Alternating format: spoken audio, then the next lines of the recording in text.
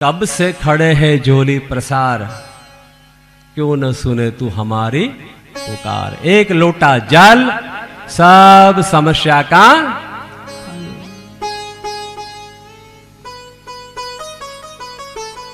पेटમાં ચાંદા પડી ગયા, ગેસ થઈ ગયો, ડોક્ટરે કીધું આંતરડામાં ચાંદા છે, હોજરી ખલાસ થઈ ગઈ છે, વારંવાર દુખાવો પડે છે પેટનો, પણ સહન થતો નથી, ખાવાનું પચતું નથી. ભગવાન શિવને શરણે આવી જાઓ. શું કરવાનું?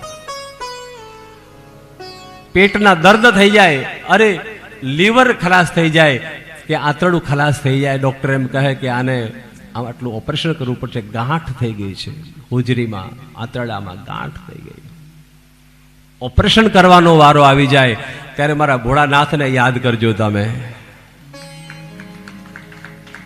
અહીંયા જે કોઈ લોકો સાંભળી રહ્યા છે ટીવીના માધ્યમથી, મારા શિવ પુરાણના અંદર ભગવાન શિવજીને કહ્યું છે એક લોટા જલ સબ સમસ્યા કા હલ. શું કરવાનું છે? એક ધરો લેવાની. ધરો 7 ઓછામાં ઓછી ધરો લેવાની. ધરો ધરો ઓળખો છો ને? એવું ઘાસ થાય છે ધરો. આ ધરો, ધરોની 7-7ની જોડી 1 2 3 5 બનાવી અને એ ધરો લઈ અને ભગવાન શિવ પાસે જવાનું છે. આગલા દિવસે તોડી લાવવાની, આગલા દિવસે તૈયાર કરી લેવાની. પેટના દુખાવા માટે ડોક્ટરે કીધું હોય કે આ તકલીફ તમને કાયમ રહેશે. અરે પેટની અંદરથી ઓપરેશન કરવાનું કીધું હોય, ભલે ઓપરેશન કરાવજો તમ તારે ડોક્ટરની પાસે, પણ પછી પેલા એકવાર આ તો કરી જોજો વાલા, ભગવાન તમને આગળ નહીં વધવા. મારા મહાદેવજીની કૃપા, તમારા કર્મ જો પ્રબળ હશે, તમને ભરોસો હોય, તમારો ભોળોનાથ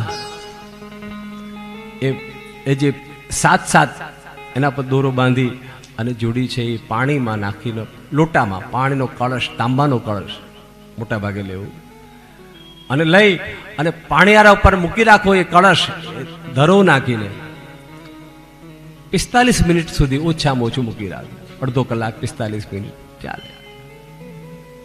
પાણીયારા ઉપર મૂકી રાખી અને એ પાણીથી ભગવાન શિવનો અભિષેક કરવાનું ચાલુ કરી દો. શંભો ચરણે પડી ધીમી ધીમી ધીમી ધીમી ધીમી ધીમી ધારે, એક જ ધાર. એ જળ જે છે, ધરોવાળું જે જળ, એ ધરોવાળું જળથી ભગવાન શિવજીનો અભિષેક કરો. પણ અભિષેક કરતી વખતે ધ્યાન રાખો, એ બધું જ પાણી કોઈ પાત્રમાં ઝીલાઈ જાય તો સારું, બધું ન ઝીલાય તો કંઈ નહીં, થોડું ઘણું ઝીલાય તો સારું. ચોથા ભાગનું આવે આપણી પાસે તો પણ સારું. થોડું ઘણું પાણી પણ જો આપણી પાસે આવી જાય, એ ભગવાનને ચડાવતા ચડાવતા લઈ લો થોડું પાણી, પોતાના અલગ એક પાત્રમાં એ પાણી જમા કરી દો.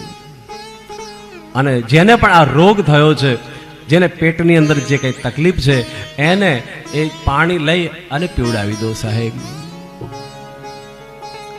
એને એ પાણી પીવડાવી દો. 3 જ મહિનાની અંદર સાહેબ તમામ રોગ બધા જડમૂળથી બધું સાફ થઈ જશે. પેટના દર્દ હશે, પેટના વિકારો હશે, પેટની અંદર કોઈ ગાંઠ થઈ ગઈ હશે, ખાલી ધરોનું જળ શિવજીના ચરણમાં અર્પણ કરી દો. પહેલું જળ થોડું ગણેશને અર્પણ કરો, બીજું કાર્તિકને અર્પણ કરો, અશોક સુંદરીને અર્પણ કરો.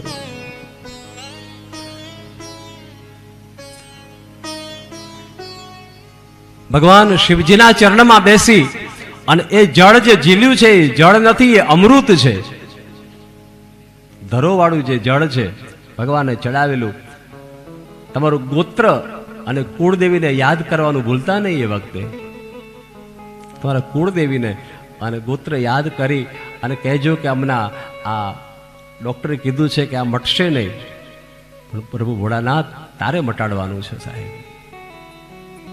वो देता है तो छप्पर फाड़ के देता है. बोले तेरे नाम पे गुजारा हमारा, गुजारा हमारा. बोले तेरे नाम पे गुजारा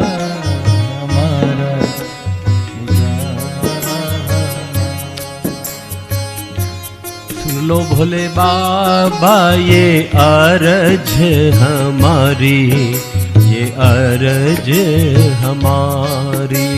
सुन लो भोले बाबा ये अर्ज हमारी, ये अर्ज।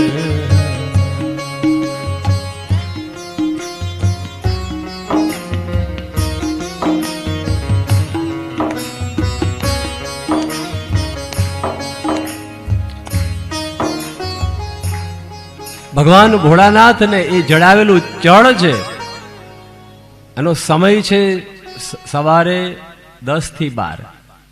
કયો સમય રાખવાનો? 10 થી 12। બહુ વહેલું જવાની દોડાદોડી કરવાની જરૂર નથી। ધરોવાળું જળ તમે અર્પણ કરી દો। એક ધાર, એક પ્રેમ, એક મંત્ર, શ્રી શિવાય નમસ્તુભ્યમ, श्री शिवाय नमस्तुभ्यम।